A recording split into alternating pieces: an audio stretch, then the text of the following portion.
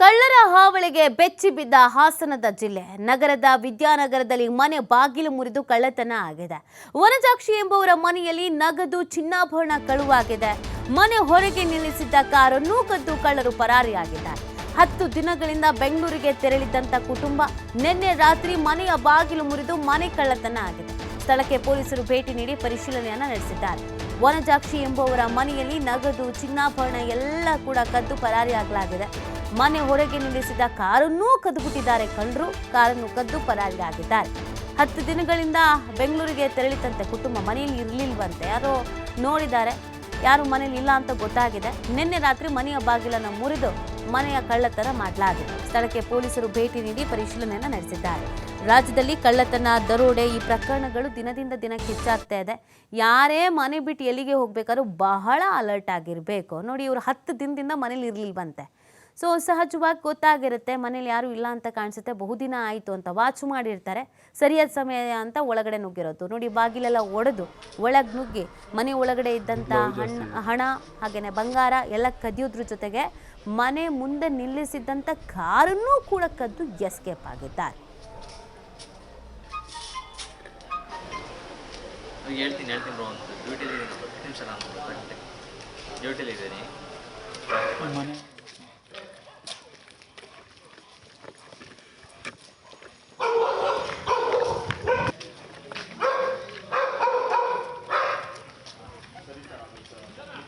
ಹಾಂ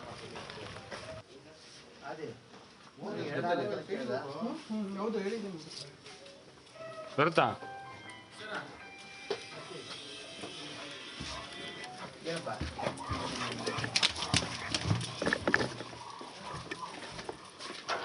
ಹೌದೌದು.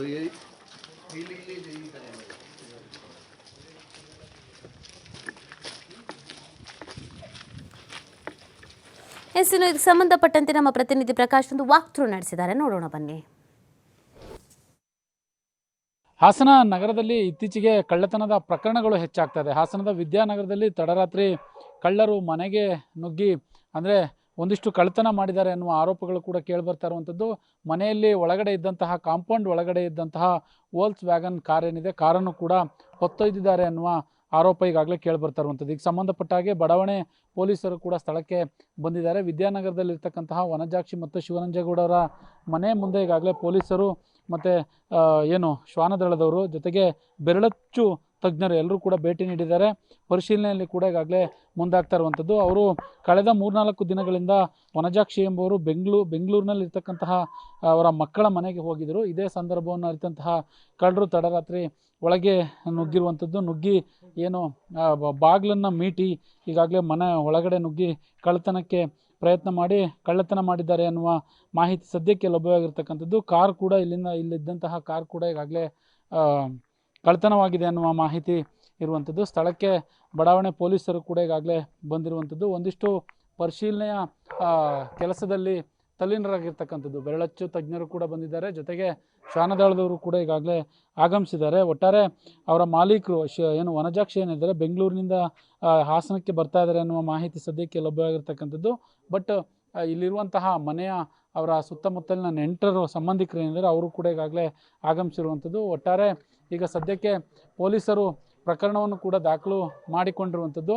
ಅವರ ಮನೆಯ ಮಾಲೀಕರು ಬಂದ ನಂತರ ಒಡವೆ ಎಷ್ಟು ಹೋಗಿದೆ ಮತ್ತು ಜೊತೆಗೆ ಬೆಳ್ಳಿಯ ಸಾಮಾನುಗಳೇನಿದೆ ಅದು ಎಷ್ಟು ಹೋಗಿದೆ ಅನ್ನೋದು ಸದ್ಯಕ್ಕೆ ಗೊತ್ತಾಗುವಂಥದ್ದು. ಕ್ಯಾಮ್ರಾ ಪರ್ಸನ್ ಕಿಶೋರ್ ಜೊತೆ ಪ್ರಕಾಶ್, TV5 ಹಾಸನ. ಇಲ್ಲ ಏನು ಮುಟ್ಟಲ್ಲ ಸರ್.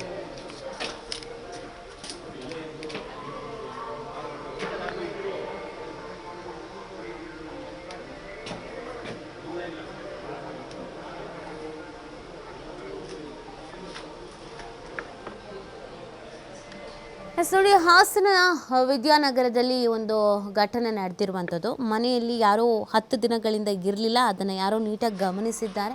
ಬಂದು ಏನೇನು ಬೇಕೋ ಎಲ್ಲ ಕದ್ದು ಎಸ್ಕೇಪ್ ಆಗಿದ್ದಾರೆ. ಇನ್ನೂ ಕೂಡ ಮನೆ ಮಾಲೀಕರು ತಲುಪಿರಲಿಲ್ಲ. ಸೊ ಅವರೇನೋ ಬೇರೆ ಕೆಲಸಕ್ಕೆ ಅಂತ ಹೊರಗಡೆ ಬಂದಿದ್ದಾರೆ. ಈ ಸಂದರ್ಭದಲ್ಲಿ ಕಳ್ತನ ಆಗಿದೆ. ಅವರ ಫ್ಯಾಮಿಲಿಯವರು ಯಾರೋ ಅಕ್ಕಪಕ್ಕದಲ್ಲಿರೋರು ಅದನ್ನೆಲ್ಲ ನೋಡಿದ್ದಾರೆ. ಕೊನೆಗೆ ಅವರೇ ಈಗ ಸ್ಥಳದಲ್ಲೂ ಇದ್ದಾರೆ. ಸೊ ಇದಕ್ಕೆ ಸಂಬಂಧಪಟ್ಟಂತೆ ಯಾರು ಕದ್ದಿದ್ದು, ಏನು ಎತ್ತ, ಇದೆಲ್ಲದ್ರ ಬಗ್ಗೆ ತನಿಖೆಯನ್ನು ನಡೆಸಲಾಗ್ತಾ ಇದೆ. ಗೊತ್ತಿದ್ದು ಬೇಕಂತಲೇ ಮಾಡಿರೋದೋ ಅಥವಾ ಸುಮಾರು ದಿನಗಳಿಂದ ವಾಚ್ ಮಾಡಿ ಮನೆಯಲ್ಲಿ ಯಾರೂ ಇಲ್ಲ ಅಂತ ಗೊತ್ತಾಗೆ ಕಳ್ಳರು ಗ್ಯಾಂಗ್ಗೆ ಕದ್ದಿರೋದು, ಏನು ಗೆದ್ದ, ಇದೆಲ್ಲದ್ರ ಬಗ್ಗೆಯೂ ಕೂಡ ತನಿಖೆಯನ್ನು ನಡೆಸಲಾಗ್ತಾ ಇದೆ. ಸದ್ಯಕ್ಕೆ ಪೊಲೀಸರು ಸ್ಥಳಕ್ಕೆ ಭೇಟಿ ಕೊಟ್ಟಿದ್ದಾರೆ. ನೀವು ಗಮನಿಸ್ತಾ ಇರಬಹುದು. ಶ್ವಾನದಳ ಸೇರಿದಂತೆ ಇಡೀ ಟೀಮ್ ಅಲ್ಲಿ ಸ್ಥಳಕ್ಕೆ ಹೋಗಿರುವಂಥದ್ದು. ಕಾರ್ಯಾಚರಣೆಯನ್ನು ಮಾಡಲಾಗ್ತಾ ಇದೆ. ಮನೆ ಸುತ್ತ ಏನಾದರೂ ವಸ್ತುಗಳು ಸಿಕ್ಕಿದೆಯಾ, ಏನಾದರೂ ಸಾಕ್ಷಿಗಳು ಸಿಕ್ಕಿದೆಯಾ ಅಂತ. ಮನೆ ಮುಂದೆ ನಿಲ್ಲಿಸಿದಂಥ ಕಾರನ್ನು ಕೂಡ ಕದ್ದು ಎಸ್ಕೇಪ್ ಆಗಿರೋದ್ರಿಂದ ಸಹಜವಾಗಿ CCTVಗಳನ್ನೆಲ್ಲ ಚೆಕ್ ಮಾಡಲಾಗತ್ತೆ. ಕಾರ್ ಎಲ್ಲೆಲ್ಲಿ ಓಡಾಡಿದೆ, ಸದ್ಯ ಎಲ್ಲಿದೆ, ಇದೆಲ್ಲದ್ರ ಬಗ್ಗೆ ಮಾಹಿತಿಯನ್ನು ಪಡ್ಕೊಳ್ಳಲಾಗತ್ತೆ. ಇನ್ನು ಮನೆಯಲ್ಲಿ ಎಷ್ಟು ಹಣ ಇತ್ತು, ಎಷ್ಟು ಚಿನ್ನ ಇತ್ತು, ಇದೆಲ್ಲ ಮನೆ ಮಾಲೀಕರು ಹೇಳಬೇಕಾಗಿದೆ. ಮನೆ ಮಾಲೀಕರು ಇನ್ನೂ ಮನೆಗೆ ತಲುಪಿರಲಿಲ್ಲ ಸದ್ಯಕ್ಕೆ. ಸೊ ಇದು ಹಾಸನದಲ್ಲಿ ನಡೆದಿರುವಂಥ ಘಟನೆ. ಇತ್ತೀಚಿನ ದಿನಗಳಲ್ಲಿ ಕಳ್ಳತನದ ಪ್ರಕರಣಗಳು ಹೆಚ್ಚಾಗ್ತಾ ಇದೆ. ರಾತ್ರಿ ಸುಮಾರು ಒಂದು 2:30-3 ಗಂಟೆ ಟೈಮಲ್ಲಿ ಈ ಕೃತ್ಯ ನಡೆದಿದೆ. ಅದೇ ಬಂದಿದ್ದಾರೆ, ಬಾಗಿಲೆಲ್ಲ ಕಬ್ಬಣದ ಬಾಗಿಲು ಮೀಟಿದ್ದಾರೆ. ಆಮೇಲೆ ಒಳಗಡೆ ತೇಗದ ಬಾಗಿಲನ್ನು ಬಿಟ್ಟು ಆ ಬೀರಲ್ಲಿ ಟೈರ್ಗಳು ಇರೋಂಥ ಸಾಮಾನುಗಳು, ಬೆಳ್ಳಿ ಸಾಮಾನುಗಳು ಮತ್ತು ಚಿನ್ನನೂ ಇತ್ತು ಅಂತ ಹೇಳಿದ್ರು. ಅದು ಎಲ್ಲ ಎಲ್ಲ ತರಣೆ ಮಾಡ್ಕೊಂಡು ಹೋಗಿದ್ದಾರೆ ಸರ್. ಎಲ್ಲ ರೂಮನ್ನು ಹುಡುಕಾಡಿ ಎಲ್ಲ ಬಾಗಿಲೆಲ್ಲ ಓಪನ್ ಮಾಡಿ ಎಲ್ಲ ಮಾಡಿ ತಗೊಂಡೋಗಿದ್ದಾರೆ ಸರ್. ಕಾರು ಅದ್ರ ಜೊತೆ ಕಾರು ಒಂದಿತ್ತು, ಅದನ್ನು ಸಹಿತವಾಗಿ ತಗೊಂಡೋಗಿದ್ದಾರೆ ಸರ್. ಒಂದು ಕೀ ನಮ್ಮನೇಲಿತ್ತು. ಇವರು ನಮ್ಮ ಮಿಸ್ಸಸ್ ಅಕ್ಕ SK ವಂಜಾಕ್ಷಿ ಅಂತ ಅವರು ಬೆಂಗಳೂರಿಗೆ ಮಗನ ತಕ್ಕ ಹೋಗಿದ್ರು.